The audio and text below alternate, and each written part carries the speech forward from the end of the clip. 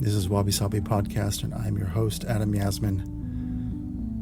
If you're new here, welcome to the program. And if you're a returning listener, welcome back. Before we start, I'd like to make a small request. If you haven't already done so, please subscribe to the show. You can do so through my Substack blog, which is adamyasmin.substack.com, which you can easily reach through my Instagram profile link at adamyasmin. And wherever you may be streaming and enjoying the show, please leave a review there. It really means a lot, and I'm sure it does wonders to the respective algorithms running those platforms.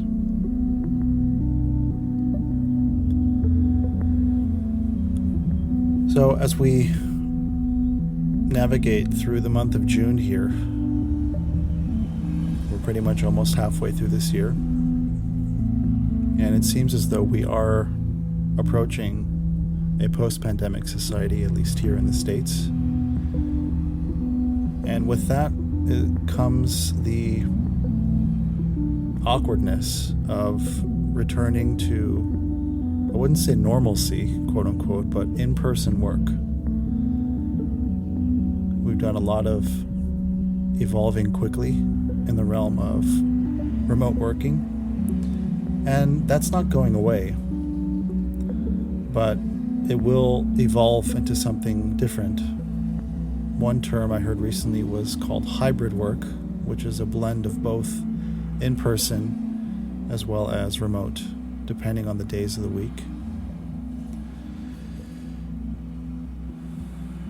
And I wanted to speak further about this with my friend Cassandra Bianco. She's a meditation teacher. She's a social impact consultant and the founder of Wellbeing. So, without further ado, here's Cassandra Bianco. Thank you so much for coming onto the program. Thank you for having me. I feel like we connected about a year ago and we're finally doing this. So it's been in the making for sure. Time has been very nonlinear lately, and it's what's been so amazing and bizarre living in a pandemic. And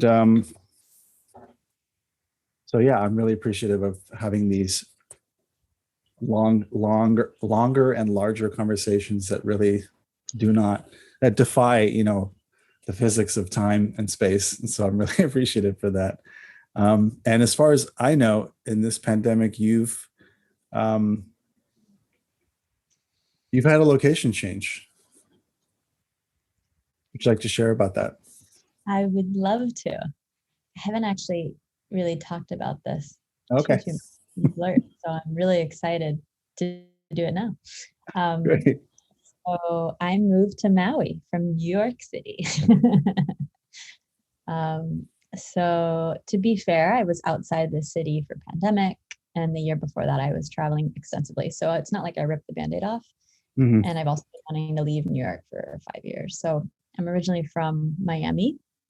So I grew up very much immersed in nature, in water, playing with animals. You have a small kid, that nature experience is so important, and somewhere along the way we lose it as adults. And I think being in Maui, I feel like I have this permission to be a kid again. And,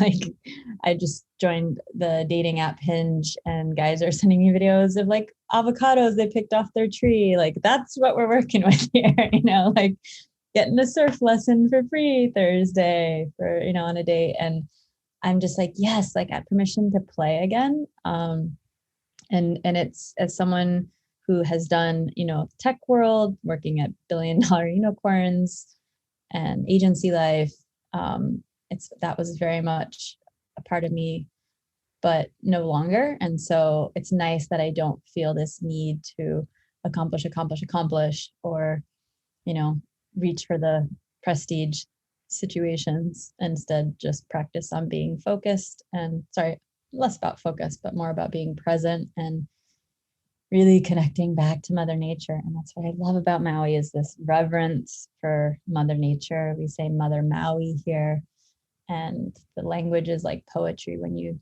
dig into the language. So that's where I just feel like I've just started, and I've only been here a couple months, but I can't wait to get to know Mother Maui even more. That's amazing. And especially just thinking, for listeners who may be listening from other countries who may or may not have had an experience both of New York City and of Maui or any of the Hawaiian Islands. It is very much what you describe as this amazing opportunity to really be fully immersed from a 360-degree perspective. I mean, we as a family, we were on Maui 4 summers ago when our daughter had just turned 2. And it was so magical, so incredible, so welcoming, and so I imagine like any magical place, like there is a way to dial into what you were seeking, and also what you're giving, what you're giving and offering, to set and setting. And so to be oriented around, toddler, the right direction of the island, winds, afternoon, like the sort of the geographical, topographical aspects of it. Like we found like this perfect spot for calm waves and perfect time of day, like just that kind of, like, again, that playful exploration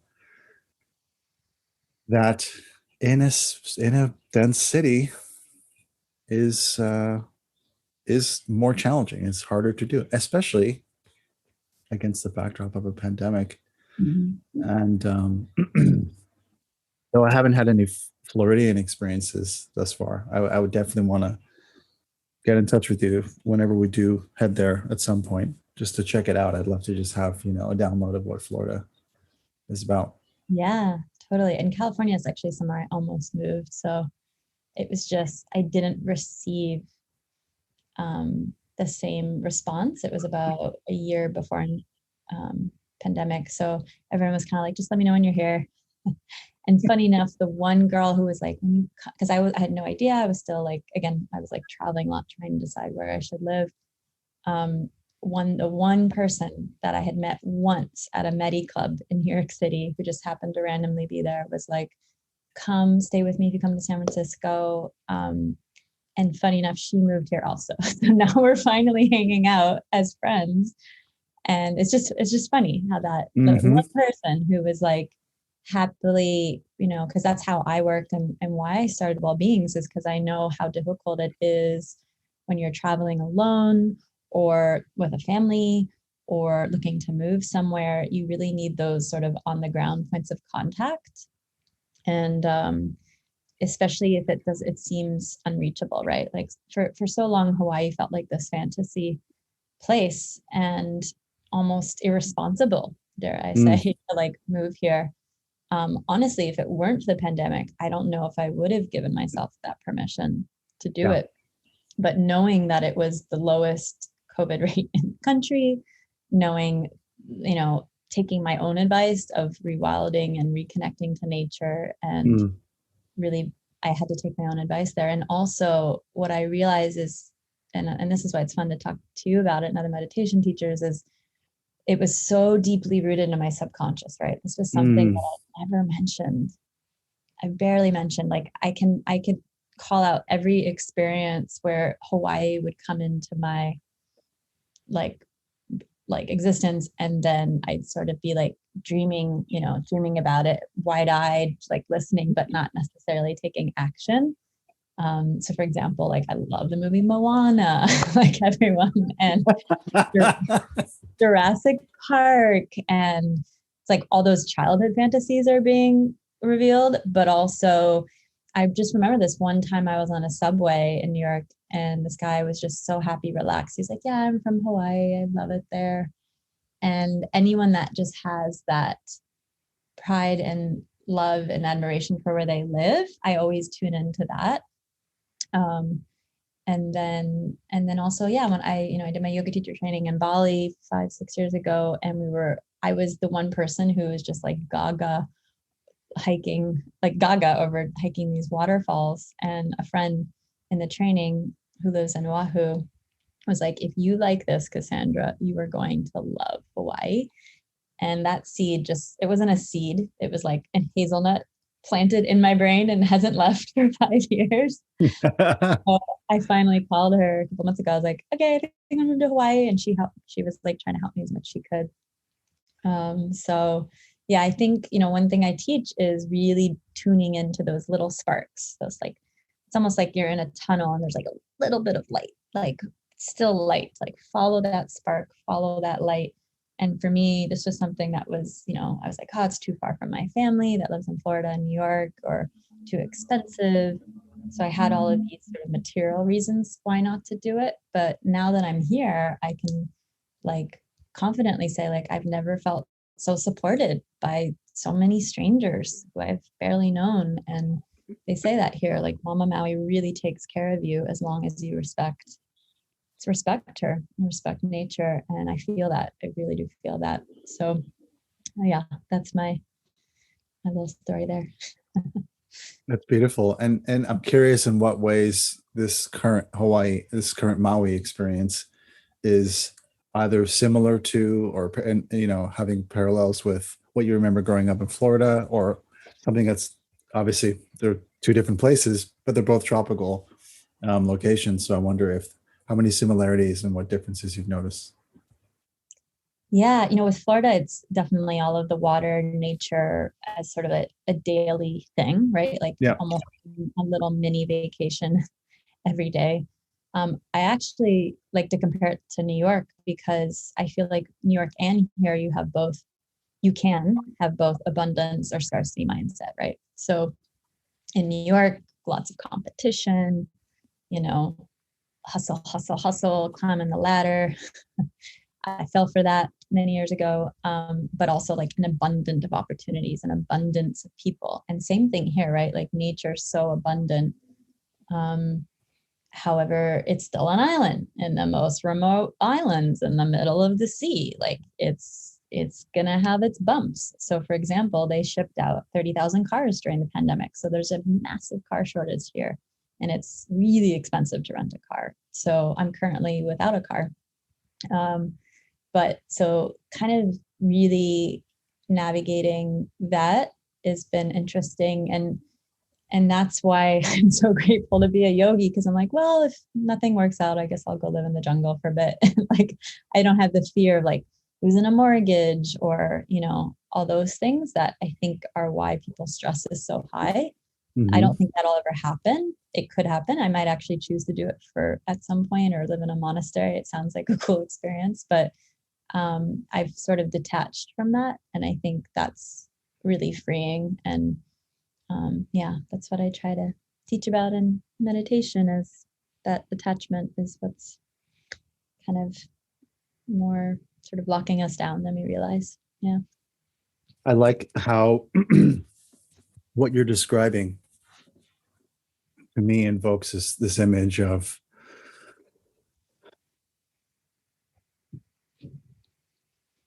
the stress associated with existing overhead and the cost of life and so on and so forth, and things that we accumulate, right, as mammals, as people, as families, whatnot. And then you add this layer of pandemic uncertainty, whether it's economic uncertainty or health uncertainty, all these things. It's like every day, pandemic or not, there's risk assessment, right? We mitigate risk with all of our decisions. Do I choose to drive because driving has a risk of accidents and death and so on and so forth? And yet, so again, during this time, it's very apparent that adding the gravity of uncertainty on top of the daily stress of life as it exists is unprecedented, for so many families, or people who are single, or people who are married with mortgages but no kids, but who own brick and mortars, and so on and so forth. So, but I love how you're always kind of touching on this rewilding aspect of, there's something more in balance with having your physical location be nested in what some people would say is like a chaotic thing. Like it's nature, it's wild, it's untamable, can't control it, it's too risky, right? So that's one way that people would describe that kind of scenario. And yet, nature, or being in close proximity to nature in a pandemic, is like, it kind of balances out the uncertainty with the sort of stress of living. And in this, I feel like I'm almost there trying to describe this feeling, but I think hopefully you get what I'm saying. Yeah, I feel like I've definitely had this scary jungle experience. So I was in Tulum in the fall, and I think it's another perfect example of like Instagram perfect. I was just there for like a social impact conference, and then surprisingly did fall in love with the community there and was considering staying there because it was so international.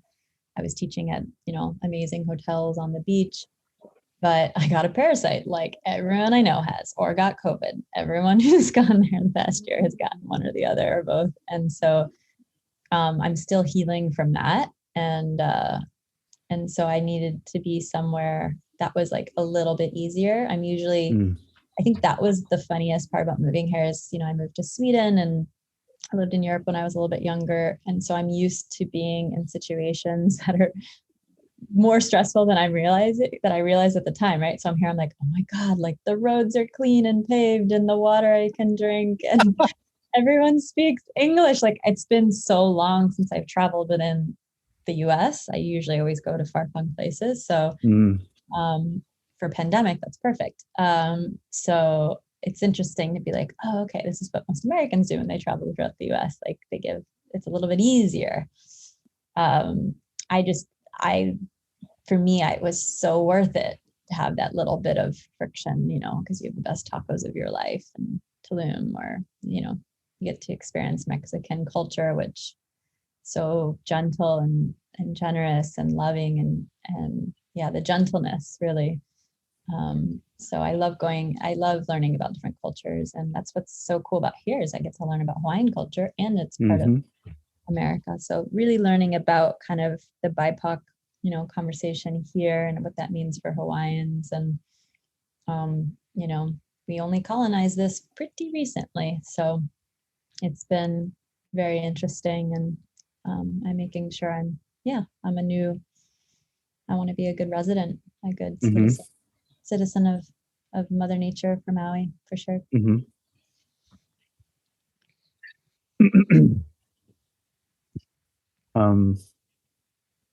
Tell us about Wellbeings.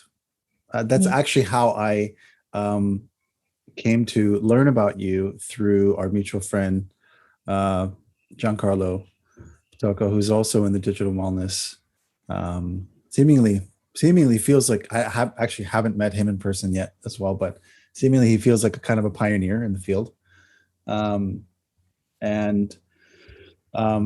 heard of, he described you in when we first started talking a year ago, like really at the beginning of the pandemic. And I then heard about Wellbeings, and it seemed so New York, like that. I mean, not that it doesn't exist here in LA, but the fact that it I'm ready for it. just that it's like it is, it's almost, it seemed like, and this is not a judgment. This is just being in LA, being the L alien that I am, looking at what New York can have as a resource that should exist here but doesn't. And so for me, it was just like, oh, this is and so yes, please, like, tell me the story of the inception of that, and just the current state of evolution, given that you're based in Maui now, and what's going on with Wellbeings. Yeah, I think it really is the hero's journey, the heroine's journey, where you travel, you learn something, you come back, you bring those learnings, you build community. Elizabeth Gilbert puts it really well, that the reason why Eat, Pray, Love was such a blockbuster success is because it was the first time the hero's journey was being told from a female perspective. I 100% felt that when I went off and did my travels, my solo travels for the first time. I was age 30. So yeah, 5 years ago. And it was my big birthday gift to myself. And so Wellbeings was born because I got to experience all these amazing cultures in Mexico and Thailand and Bali. And again, it's that gentleness, which is very much my nature. I'm definitely like a fiery Italian, and my dad was born in Southern Italy, but I'm also equally just a very gentle person. And I didn't feel permission to be that way living in New York most of my career, right? I thought I had to be this aggressive person, like so many women fall in that trap. So to spend all this time in these cultures, I came back to New York because I didn't know where I wanted to live. I was working at a startup in Sweden, now a client of mine, and they were going through quite a bit of what's it called, reorganization. So they were going to ship me to Ohio, and I said no. I just sold all of my things and moved here, 7 months ago from New York. I'm not going to move to Ohio. I came here to get the European work experience, and so I gladly took their severance because I didn't do anything wrong. So they offer severance because they do that in Sweden. You can't ever leave on bad terms. Love that country. And so I went traveling. And when that happened, it was like all these people came out of the woodworks. Like, I'm so happy you're traveling. This is something I've always wanted to do. And I was just like, whoa, like I'm just living my life. But what I realized was so many people share this dream of like traveling, going to other countries, working in other countries. So that was really cool. And it was the most criticism I'd also got. So I got everything really. And I'm not even a celebrity, right? I can't even imagine what it's like to be a celebrity because I don't deal well with judgment. But so spending time in these countries and just, really getting to know myself and understanding what self-inquiry is, what transition, the power of transitions, and really, being in these beautiful cultures. I came back to New York and I was experiencing reverse culture shock. And at the time I used to listen a lot of Tim Ferriss. And I remember someone on his podcast was saying, like, you just got to scratch your own itch. And I was deeply craving community. At that time, it was kind of right before the mindfulness wellness movement was like full bloom 5 years ago. So I remember saying I wanted to work in wellness and no one really knew how to direct me. They're like, oh, go work for this food company. It wasn't as sophisticated as LA or California yet. And I didn't want to be a yoga teacher in a studio. I knew I couldn't make rent that way unless you're like a celebrity level, which takes time. So we just started doing these TED Talk style gatherings. That was probably to this day, maybe one of my most favorite things about New York was going to these meetups and meeting on like really ambitious people. And so I was like, okay, I don't like networking. It feels so transactional, but I love connecting and sharing, meaningful conversation with people. And it turns out so does everyone else, right? So we had, someone would donate their loft. It was really important to me that it be in someone's home. At the time, everyone, we would eat out, go out in New York City. So being in home with someone else, there was already that sort of cozy nest dynamic to the event. And we would meditate, and Sweet Green would donate dinner, and people would linger past midnight on a Tuesday. And so I knew I wasn't the only one sort of craving this. And that was also when like Medi Club and all of these other beautiful, and we're all buddies, and we all kind of have our different ways of doing things. But I was just so happy to see that communities were growing. And so, yeah, that's how we started, was offline. And also, I didn't realize for a long time how my brain works is I'm really good at connecting the dots. So if you tell me like, I really want to do XYZ, or it's my goal to do this, like that will lock and register in my brain. And the moment I see a newsletter that, has whatever you're looking for, I will forward it to you, or I will tag you on Instagram posts. And I used to have this expectancy that other people will do that for me. And then I realized, no, that's not how everyone's brain works. So that's part of why I started Wellbeing, because I know all these amazing practitioners and podcast hosts and journalists, and like, how can I just connect them with each other? It's the easiest way for me to help. And everyone's been vetted because I've taken workshops or I studied with them, overseas. So as someone who travels alone, I think it's really the power of referral is undeniable. So I just needed a space to put everyone together. So that was why we started the Facebook group, to put all the opportunities. And then we started getting into corporate wellness, which was really awesome. And now I'm teaching more. I do meditation circles, and I have a program called Masters and Mystics with all of my amazing coaches. So yeah, just trying to create that sort of retreat experience as much as we can into our daily lives, and now virtually is the goal. How can we, make it a nourishing experience? Always the goal. And that's, I mean, I love, it doesn't sound like something that, because I feel like going back 5 minutes, I was saying as an observation, like, oh, it sounds like something that is so structurally New York in a way that I wish LA we can get our act together, get ourselves together and do something in the same mindset, and this is in a similar spirit, because because LA has its own pulse in terms of mindfulness and wellness related events. And yet everybody here exists like an island. You have entire HR departments or like employee wellness things that exist as these different, whether you can afford it at a startup level or at an enterprise level, like it's just in-house. So I really, I look forward to, in a post-pandemic society, something like, maybe I should just join Wellbeings, really, but well, Gabby, we're gonna add you as my guest. Okay. It's one of those like, I've been roosting on it maybe, and I should just get off the egg and just like let it hatch, kind of thing.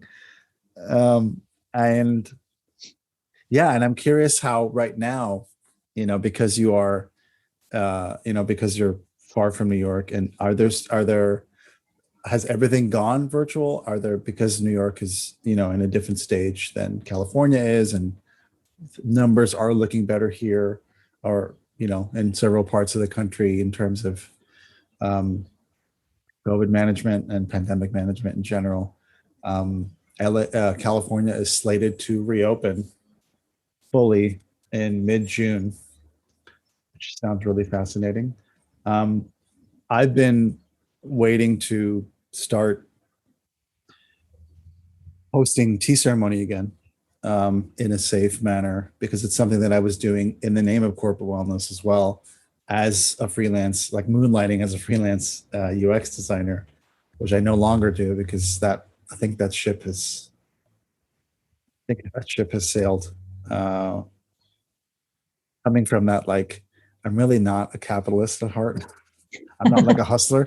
I'm not a hustler at heart, and I can see where it is alluring to, like, the feast of famine freelance life. And yet, when you're a parent and you're just managing overhead and you're managing uncertainty, and then just awash in a tsunami of uncertainty with like schools closed, it's just like, that's not going to happen. And so that's how I transitioned from UX into digital well-being, because it was like, what is the most responsible thing and compassionate thing I can do, because I really am focused on relationships and conversations. And like you, I cringe at the thought of networking. It was one of my weakest, attributes as a freelance designer in LA. So um, it's a beautiful model, what you describe as well-beings. And I'm just curious to know uh, how is it existing right now? Is it kind of in stasis? Are there things happening? Um, what's that look like? Yeah. So the community is still very much separate from like the corporate wellness. Well, it's not separate, but the corporate wellness was born from it, but it still very much feels like my passion project baby, because it's not, my goal isn't to scale it and be this huge thing, right? Yeah. Technical, everything's about scaling. It's like, no, we could stay the same amount of people forever. I'm cool with that. So maybe one day it will become a business.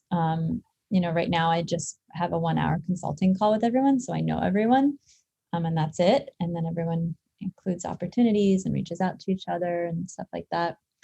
But in terms of, my dream was to have like chapters. So when I started it, originally a friend that used to work at Food Network moved to Tokyo and was like, I want to start one here. And another one was like, I want to start this in London.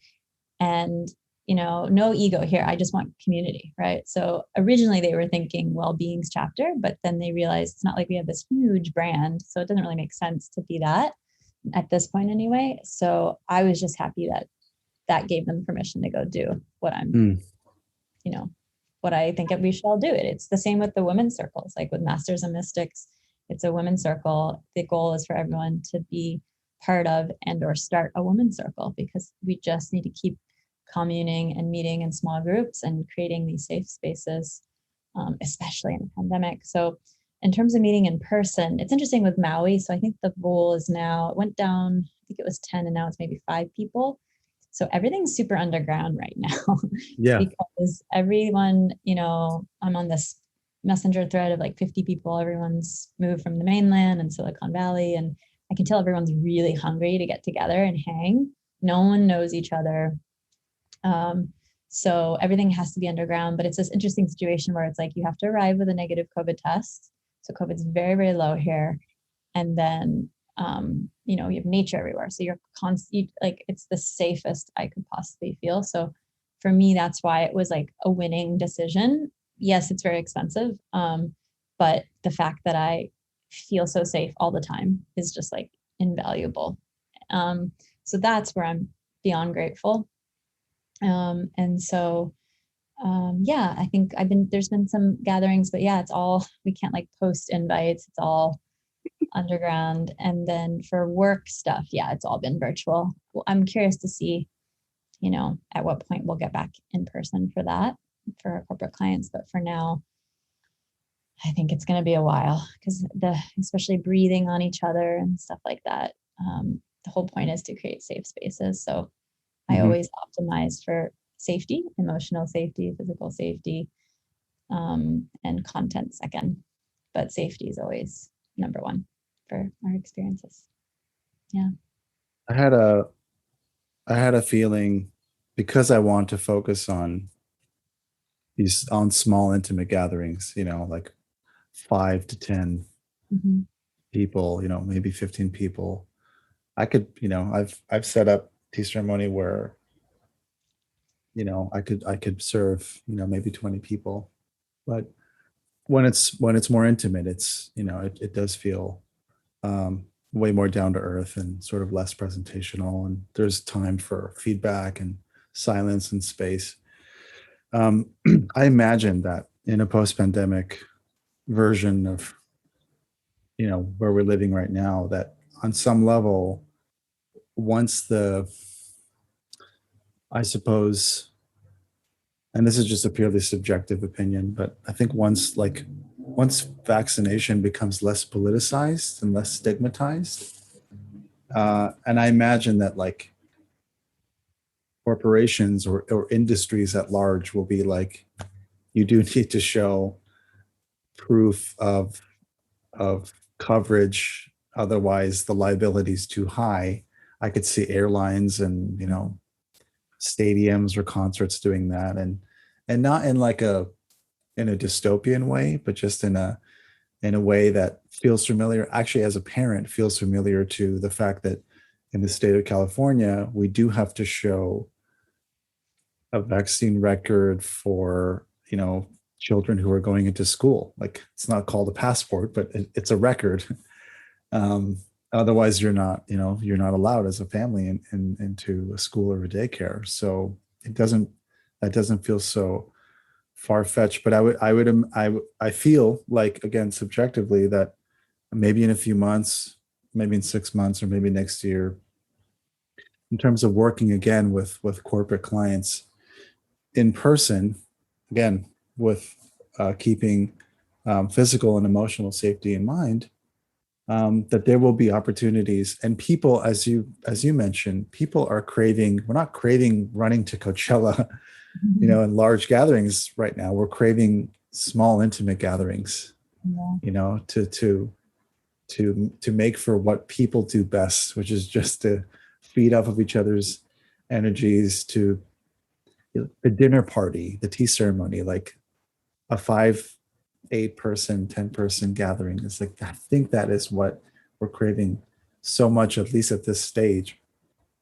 And I also see um, in-person retreats, capped at a certain number, being something that will be sorely needed, and I think celebrated, especially when it comes to, I know people who host men's retreats, men's immersion retreats. There's a beautiful guy out in Colorado, named Eli Buren, who does men's immersion retreats, and women retreats. And I love the idea. I'm curious if Masters and Mystics is something that you could envision, like an in-person retreat experience as well. Yeah, 100%. And actually with Maui, I think people have been able to do retreats, like you said, for 5 people, or because it is isolated and they arrive with a negative COVID test. So I see it too. Yeah, I totally agree. I think post-pandemic retreats are what everyone probably needs. And in terms of, you were mentioning, what else were we talking about there? I lost my train of thought.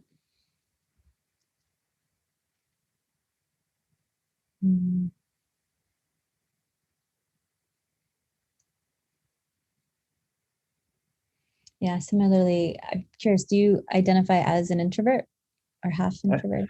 I do. I mean, I'm both, but I'd say I'm an extroverted introvert, in the sense of, like, persona wise, like I'm a bass player. I'm usually like I'm the quiet guy in the back. Like, I absorb.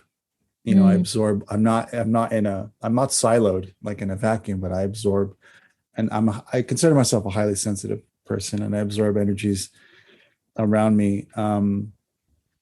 But I do consider myself an introverted person, and I'm soft spoken, and I take these long, awkward pauses as I speak, because I think that's important for me. But I do find that those pauses are off-putting for some people, and yet maybe that's what makes me. It's not And awkward. It's maybe the that's what makes me. Yeah, yeah, certainty culture. It's a yeah. problem. Exactly. And yet, the moments I actually feel comfortable exposing myself as an introvert, or having extroverted qualities, is when I host people for tea, because I do love setting a safe container. I do love hosting, creating ambiance, and making people feel safe, and creating inclusive spaces and spaces for inquiry. I think we, because of the way that technology and connectedness works in the attention economy, our sort of creative spark, inspiration, spontaneity, and, like, dare I say, boredom has been under direct threat due to connectedness. And that's not coming from a place of like, we need to disconnect from everything at large. I think, we can't escape at this point from connected life, because it's tools for communication. And I find that invaluable, especially in a pandemic. But I think, a dose of digital minimalism, reminding people to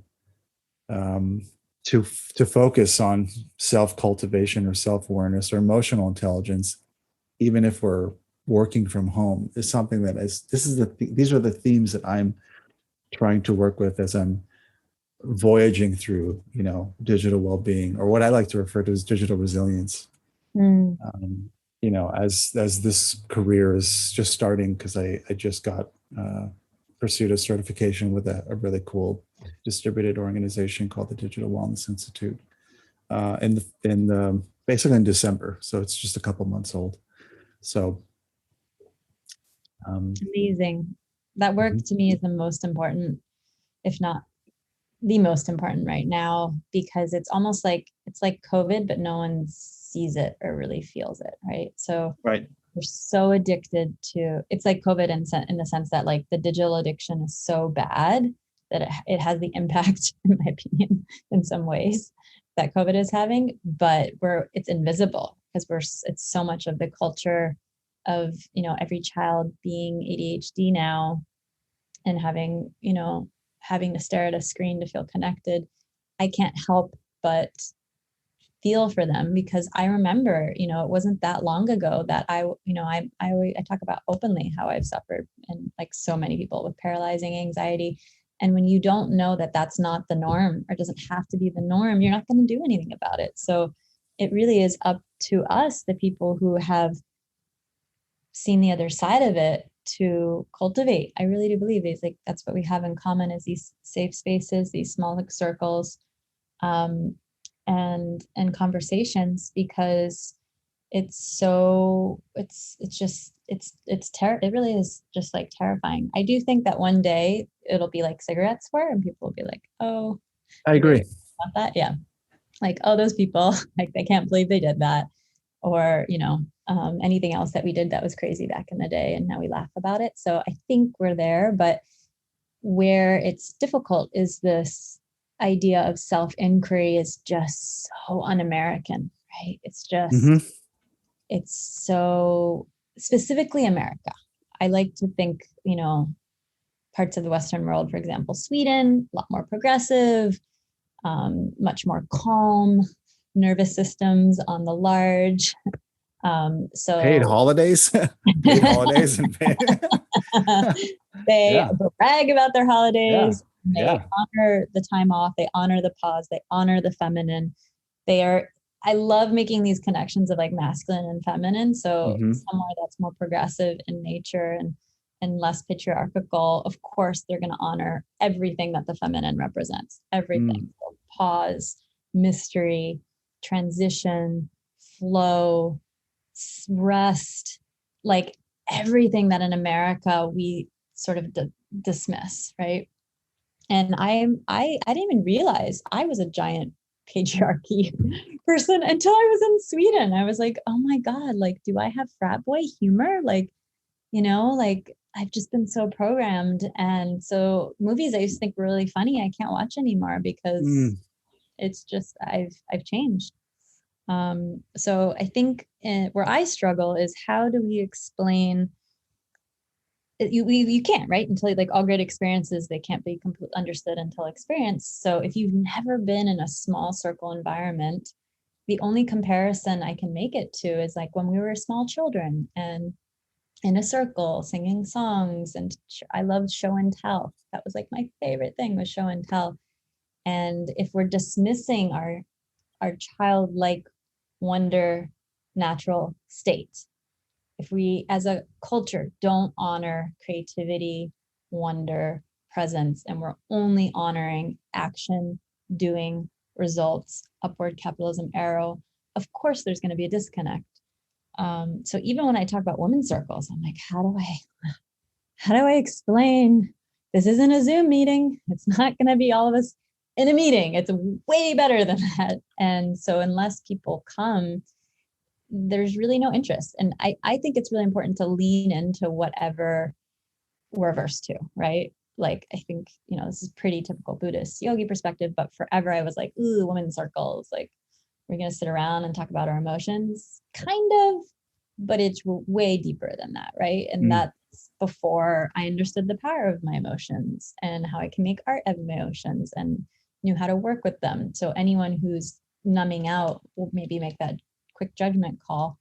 But, if you compare it to a beautiful dinner party, or I don't know, like even the work that I do, I am trying to tap into folks who I know need it, but they just haven't experienced it yet. How do I, invite them in a way that is low barrier to entry is. Yeah. The hurdle of I don't know what I don't know Yeah. it's, I mean, especially like introducing, I mean, if not even these general concepts of like basic, like what makes us social mammals, but like the science and sort of the geekery and the fun and playful. I see sometimes I look at how tea people present themselves, through social media outlets, and I'm like, oh, you're more science, you're more playful, you're more Taoist. Like I see archetypes, I recognize archetypes, and I'm like, I feel like I'm kind of general, but I do find it more playful, and that's how I've related to it since the beginning, which is now 12, 13 years ago, on this tea journey.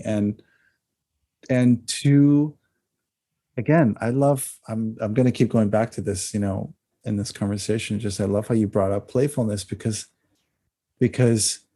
how can people embody or cherish playfulness if they feel that they're under direct threat all the time?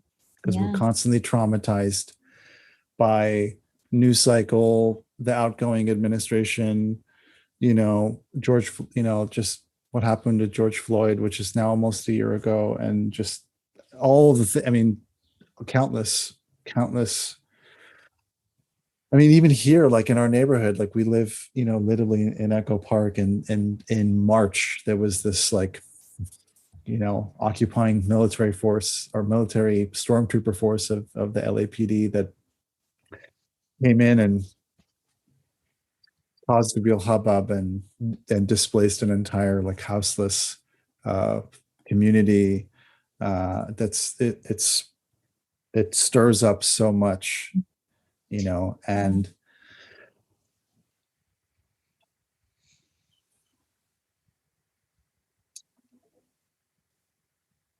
but I do think that, I mean, again, if people don't have access to playfulness, but at least just finding a way to I don't know, to feel okay, be okay, to generate calm or a safe space, while they're at home. And if not playfulness, at least maybe curiosity. And that's another way that I like, if some clients are interested in self-care or like reducing screen time, but through the vehicle of I want to learn about these tools, like this is a teapot, and it seems like a clunky thing to use, but it's so tactile because it's a new muscle memory. It's your fingers and hands are doing different things, and there's so much character imbued, in this thing's called a gaiwan, so it's essentially like a cup on a saucer with a lid. And so you could put the loose leaf in here, and when you after you pour the water in and you wait, you then tilt the lid to then be able to decant from here. And so it's that kind of, I think people forget that curiosity and playfulness are actually one and the same. And, maybe where curiosity becomes more of like a scientific kind of persona, and playfulness is maybe more childlike, but it's really all one and the same. And so I'm just going to relish in that, I because you love brought it that. up, because it's so true.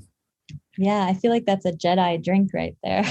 Yeah, A Jedi it drink. is. It is. And today's May 4th, right? So Yeah. May the 4th be with us Oh all. yeah, sorry.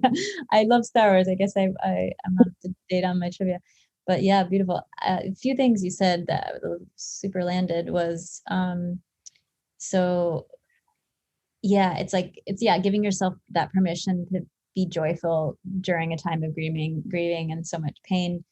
And I listened to this amazing talk yesterday from Brene Brown, and she Hmm. said, I wrote it down here actually, I can grab it. She said like joy is actually resilience Hmm. and resistance. Resistance? Let's see. It's a form of resistance and resilience. Doesn't Yeah. really make sense, but the resilience part makes sense to me, right? So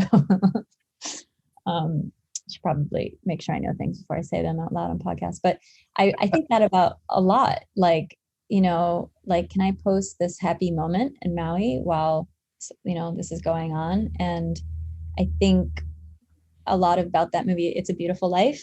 Hmm. um, and how it's the small child in a concentration camp, and the father is making his experience as beautiful as possible. Oh, Life is Beautiful. All right, Life is Beautiful. It's a Yeah, Beautiful Life. yeah. Yeah, yeah, yeah. Different movie. But Yeah, it's an Italian I one. was thinking about that too. Life is Beautiful. Yeah, Yeah, yeah. yeah, both, I guess. And then other experts that were coming out and talking about during the pandemic about how we can create, it's like a video game. How do we create our own reality in the reality that we're in? So I think about that a lot, especially since I'm such a playful person, but I'm also very caring and Mm. almost care too much, right? And I think if you're an HSP, you can relate to such a comment, but it's like I care too much that it hurts sometimes. So I never want to come off the Mhm. wrong way. But yeah, it's how can we grieve and smile at the same time, and we have to learn how to navigate these complex emotions. Um, and yeah, like one of my friends, she lost her dad. One of my best friends, her dad to cancer 2 years ago. I would describe her as one of the happiest people I know, even though she's grieving every day, hardcore every day. It was pretty sudden too. She's such a role model for me, and she's so young. She's like 25. She's a baby, but she's wise beyond her years, or 10 years apart. And I look up to her a lot as a big sister. Mm. Uh, so yeah, I think about that a lot too.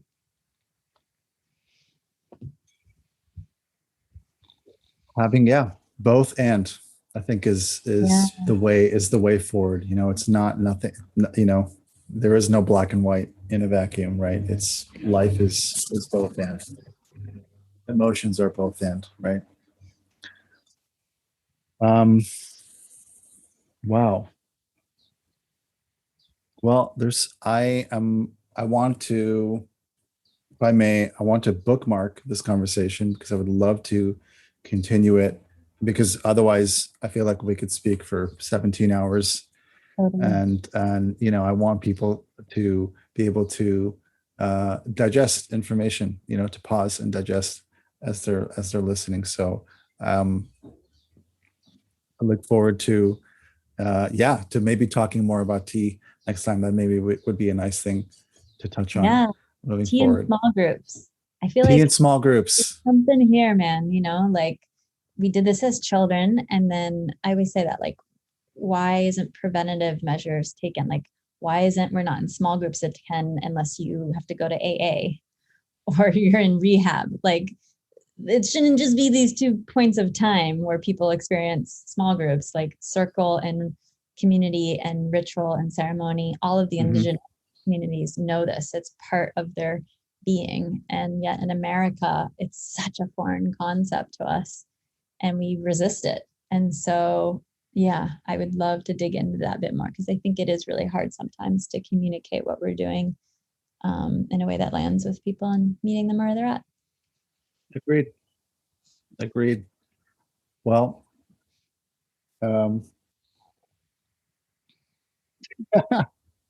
thank you so much. Thank you, for Adam. joining me. Thank you so much for joining me, and for all of us, I'm going to put in the show notes your links to Wellbeings, as well as links to, if it's appropriate, Masters of Mystics as well, and any other ways to reach out to you that are appropriate.